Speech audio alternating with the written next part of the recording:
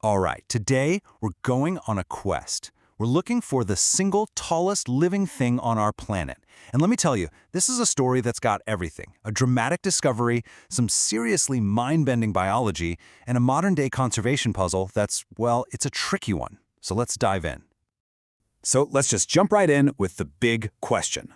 What is the tallest living thing on Earth? I mean, seriously, if you had to guess, what organism has pushed the absolute limits of what's possible to just keep reaching for the sky? Okay, to give you some perspective on what we're talking about here, think about the Statue of Liberty.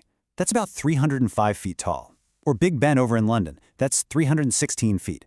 The tree we're looking for, yeah, it makes them look tiny. We're not just searching for a tall tree. We are looking for a true skyscraper of the natural world. So this really is a race to the sky. And for a long, long time, there have been a few major contenders out there, all vying for that crown of world's tallest tree. Now, when we talk about the tallest, there are kind of two main players, but with a really important distinction. The tallest flowering plant on the planet is the incredible mountain ash in Australia. But the undisputed heavyweight champion, the absolute tallest living tree anywhere on Earth, is the Coast Redwood. And you can only find them in this one tiny special sliver of Northern California.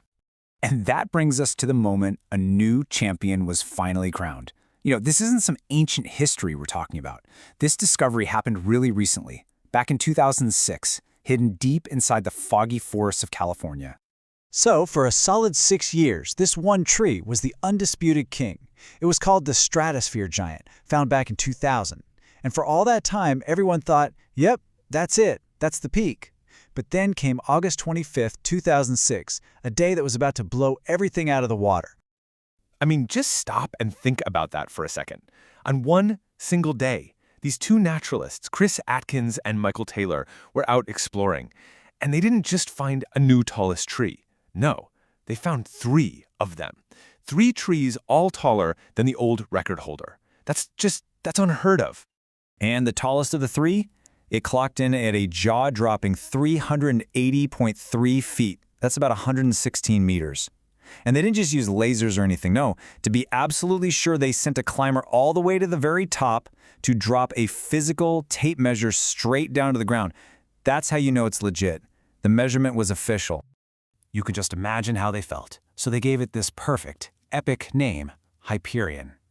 In Greek mythology, Hyperion was one of the Titans, and his name literally means the High One, a pretty fitting title for the new tallest known living thing on the entire planet. Okay, so finding a tree this tall is amazing, right? But the next question is, how is that even possible? How can a living thing pull water more than 380 feet straight up, fighting against gravity every single moment of its existence? Well, it all comes down to something called the cohesion tension theory. Picture this. Hyperion has something like 500 million leaves, and they're all sort of breathing out water vapor. This creates a huge amount of suction, a negative pressure that literally pulls water all the way up from the roots through these tiny little internal tubes. It's like billions of microscopic straws all working together. It's just an incredible piece of natural engineering. But here's the catch. This whole system has a huge, potentially fatal flaw.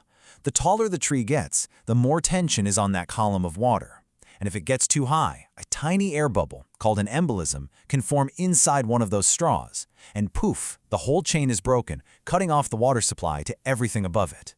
That right there is the main thing that physically limits how tall a tree can get. So how do redwoods like Hyperion get around this? Well, they've got a whole bag of tricks. Their wood is full of tannins, which fight off bugs and disease. Their bark can be over a foot thick, so they're basically fireproof. But their real secret weapon, it's the fog from the coast. It keeps them from losing too much water, and get this, they can actually absorb moisture right out of the air, through their needles. Which leads to the big question, what's the absolute limit? How high can a tree possibly grow? Well, scientists have run the numbers, and the theoretical maximum height is about 427 feet. Before gravity and the risk of those embolisms just becomes too much. At 380 feet, Hyperion is living right on the edge of what is physically possible. You know, Hyperion has been around for centuries. It dodged logging crews in the 70s by just a few hundred feet. But its biggest threat today, well, it's something nobody saw coming.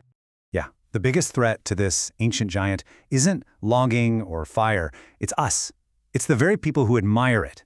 After its location got posted online, a flood of tourists and bloggers and thrill seekers all started trying to find it. And the sad part is how all this damage adds up. See, there was no trail to Hyperion, so people just started going off-trail, bushwhacking through the forest to get to it. They trampled everything, compacting the soil and damaging the tree's shallow roots. And pretty soon the area was filled with trash and human waste. It was a mess.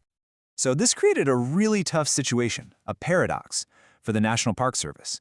How do you protect a natural wonder from the very people who came to see it? Their solution was pretty extreme. So in 2022, they did something drastic. They just closed the whole area. It's now completely off limits to everyone. And not just for a little while, this is an indefinite closure. And they are not messing around. If you get caught in there, you could be facing a $5,000 fine and up to 6 months in jail. The message is loud and clear: stay out. As Leonel Arguello, the park's chief of natural resources, put it, the foot traffic was harming the very tree people were hiking out to see. They had to step in to stop Hyperion from being, quite literally, loved to death. And just like that, the story comes full circle. After being discovered, measured, and celebrated, the location of the world's tallest tree is a secret once again. Only this time, it's a secret that's protected by federal law. And really, the whole story of Hyperion leaves us with this really tough question for our modern connected world. How do we celebrate nature without loving it to death?